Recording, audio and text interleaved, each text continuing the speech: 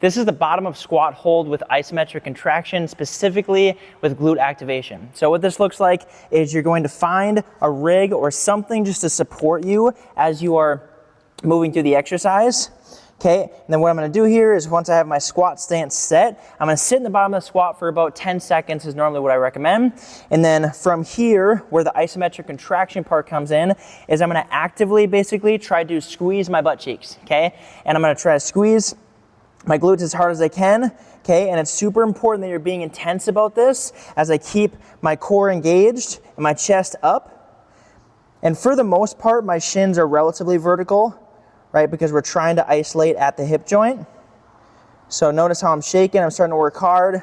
Okay, about 5 seconds there. Then I'm gonna come back down to the bottom of the squat and hold for about 10 seconds. So that's one full cycle, and you're gonna do that for multiple cycles. Couple common faults with this one is number one, just slouching as you go into the relaxed position, okay? So even though I say relax for 10 seconds, it doesn't mean this, okay? So I'm not just sitting here like this, right? I'm still trying to have solid squat mechanics with my chest upright, trying to pull my hips a little bit towards the rig, okay, so I can get my butt as close to my heels as possible. And then another common fault here is essentially just making sure that we want to make sure that we have the 3 points of contact in our feet. So the heel of the foot, the base of the big toe, and the base of the pinky toe are all attached to the floor, evenly spread out across the floor, okay?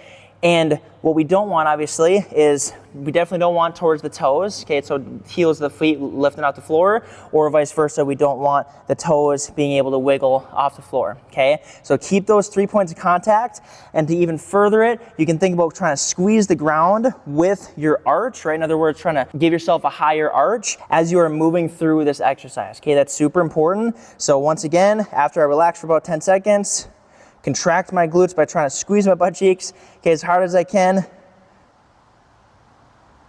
Hold for 5 seconds, then relax. Okay, hold for 10 seconds, that's one full cycle, and you're gonna repeat that for whatever the prescribed number of sets is. So that is the bottom of squat hold with isometric contraction, specifically with glute activation.